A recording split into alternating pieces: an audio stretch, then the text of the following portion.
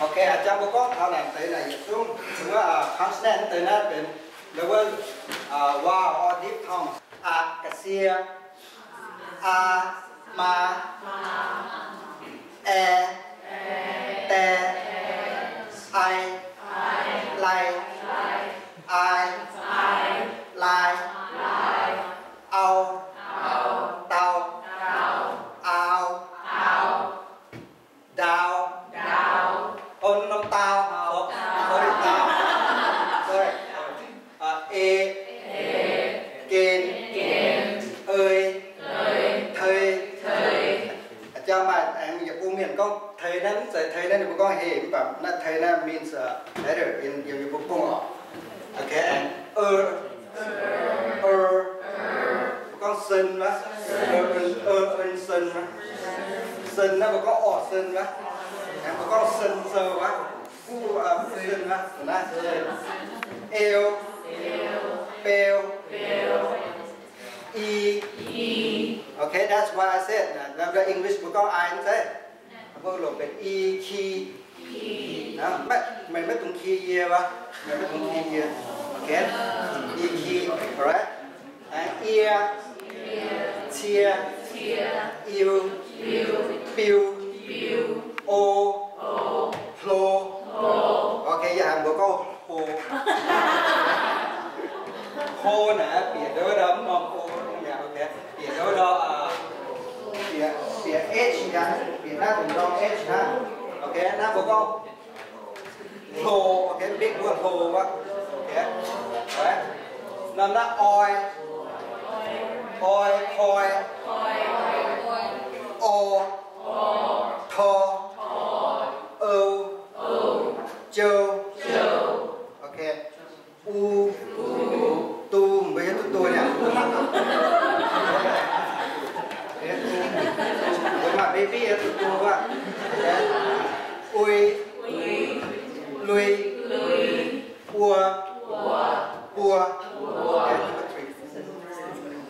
what cho hai anh tê ổn nó có hai anh tê nè vừa for example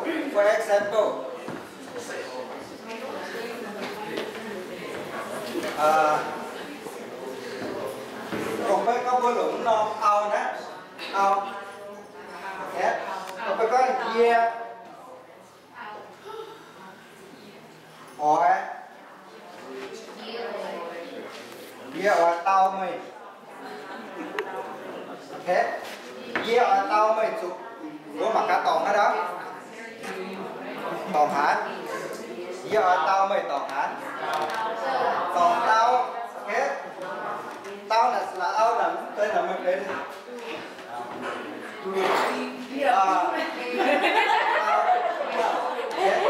còn non ok tao nó chủ opposite thế thế mày bên giờ nhúng tụng chưa ra thế that's why you have to remember thế tụng chưa ra and you are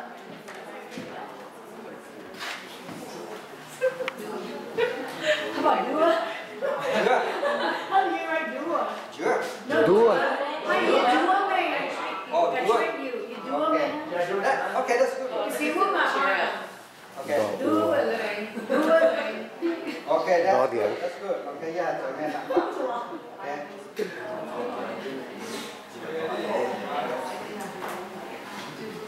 theo mày hiểu với phi dọ đưa mày bài viết tại bên sau bố quả tỏ cái đó bố viết na thằng nò sao nắng nò nắng bên sâu rồi nhá cái giỏi đâu mày nhá thằng nó tại cái tao của mình sao cái giỏi mày là nó ủi mày nó thế này ủi còn cái nhá thằng nó thằng nó bây giờ chịu king master tại nó king chạm tu gì ok so vào bao nhiêu vào dịch số mà cái này anh cái tiết chiến đó nó uea nó nên nó thằng dần thằng mới dần thay như này vừa thằng nó phía ở này thằng nó phía thằng một con khươn cái รือน นะเครื่องมันเรือนั่นทั้งนอก And that will only use in writing in Thai language, Lao language, maybe Hmong language, okay? In other language, okay?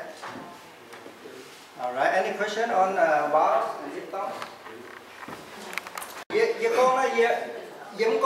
Con này nó okay.